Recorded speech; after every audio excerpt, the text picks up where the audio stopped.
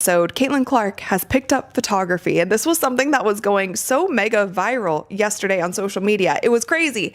So she was the photographer for the first half of the Indiana Pacers versus Los Angeles Lakers game, and she posted some of these photos here of LeBron James, and she said, "The king shot by me." And these are honestly some really good. When Caitlin Clark grabbed a camera at an NBA game, the basketball world went absolutely wild.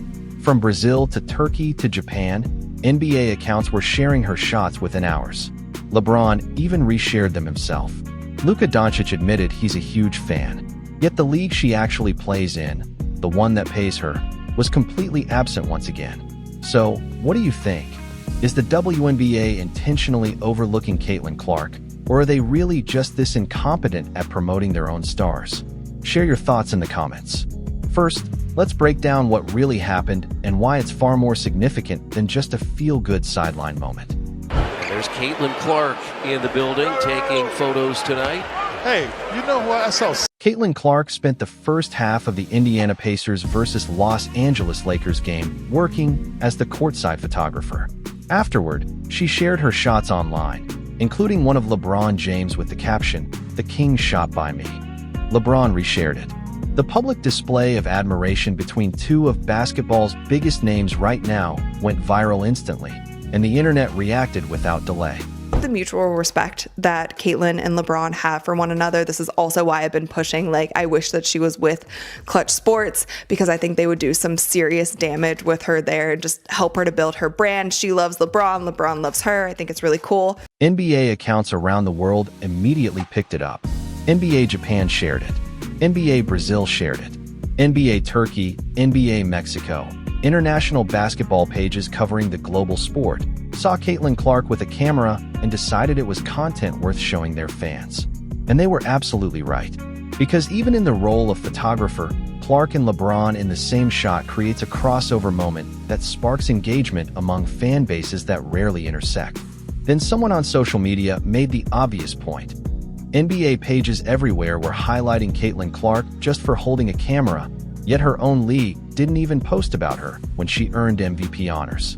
The NBA pages worldwide are posting Caitlin just for holding a camera. Meanwhile, her own league couldn't even give her a post when she won MVP last week. And that was very true. Read that again. Her own league, the very organization she plays for.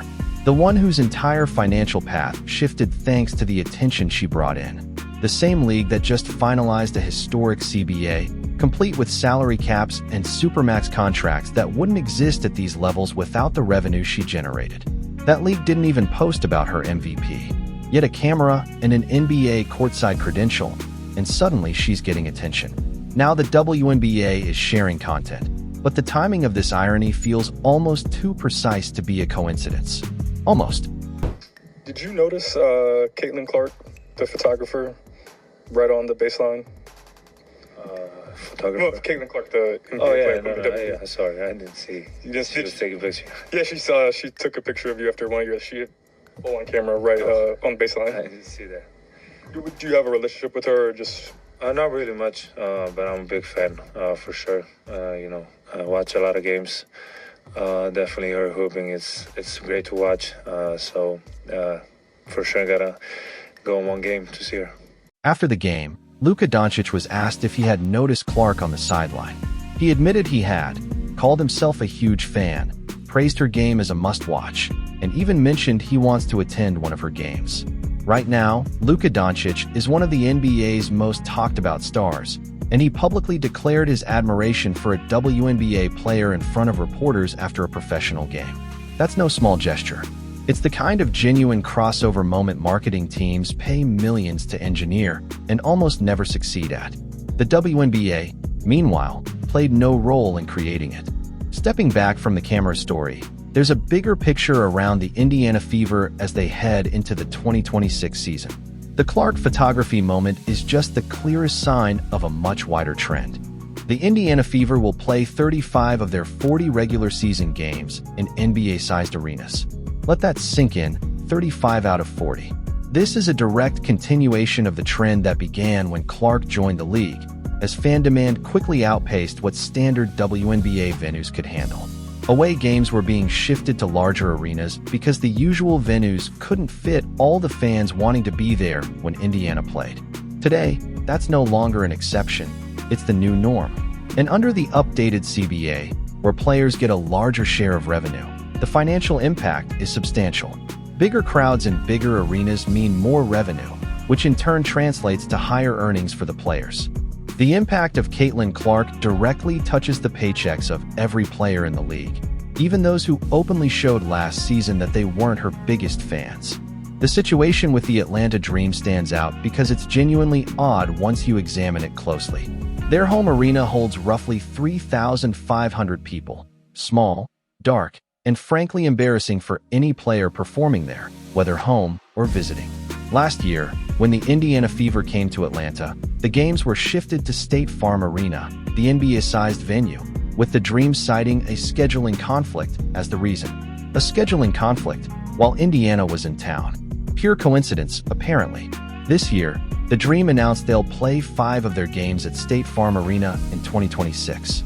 The 2 matchups against Indiana are included, along with games versus the Las Vegas Aces, Toronto Tempo, and Chicago Sky. So apparently, the scheduling conflict explanation now covers multiple opponents. Or, perhaps more likely, the Dream realized that claiming the arena upgrades were due to scheduling conflicts wasn't very believable and chose this time to simply announce the changes without any excuse. Either way, the result benefits fans, players, and the sport's overall visibility. Yet the fact that this shift is largely driven by demand sparked almost entirely by a single player's presence in the league remains something the WNBA's institutional structure still hasn't properly recognized. The Indiana Fever also dropped a new schedule announcement video, and it's worth noting because it's a major step up from their earlier social media efforts. Black and white clips of Caitlin Clark and Aya Wilson training, polished editing, and a clean presentation create real excitement for the season. This is what professional sports content should look like. It sets the standard. And the fact that it had to be praised as an upgrade says a lot about where things were before, which apparently leaned toward ASMR-style fidget content. Now, let's turn to the expansion draft and the WNBA draft, both happening very soon and set to reshape the league in ways most casual fans aren't fully ready for. The expansion draft is scheduled for April 3rd. 2 new franchises, the Portland Fire and Toronto Tempo, are joining the league. Each team can pick up to 12 players over 2 rounds, with a maximum of 6 selections per round. They'll also get the 6th and 7th picks in the WNBA draft on April 13th. A coin toss between Portland and Toronto will decide who gets the first pick in the expansion draft and who claims the 6th pick in the WNBA draft. The rules around protected players are where it gets interesting for existing teams. Every current WNBA roster can safeguard 5 players, just 5, leaving a significant number of active players available for Portland and Toronto to choose from. Each expansion team can select only 1 unrestricted free agent, but they can then offer that player a supermax contract worth up to $1.4 million per year under the new CBA. For the Indiana Fever, projecting the protected list is fairly simple. The likely 5 are Caitlin Clark, Aya Boston, Kelsey Mitchell, Lexi Hall, and Michaela Timpson. Everyone else on the roster, including many of last season's hardship contract players, is probably not returning, regardless of the expansion draft. The Fever are clearly building around a defined core, and while the expansion draft speeds up some roster decisions, it doesn't alter their overall direction. The bigger league picture, however, is far more complicated. Take the Las Vegas Aces. They face nearly impossible calculations. Aya Wilson, Chelsea Gray, Kelsey Plum, and Jackie Young have all been crucial to Las Vegas's success, and each could command max or near-max contracts. There's no way to pay all 4 of them and still build a functional roster under the new salary cap.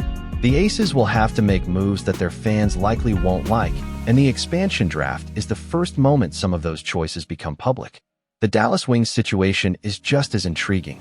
ESPN's mock draft projects a FUD going first overall to Dallas, and judging by how the Wings front office operates, that seems more like a certainty than speculation. This is the same management that recruited Nalissa Smith partly because she was dating DJ Kareen, with the GM openly stating the goal was to leverage that connection to attract a French star.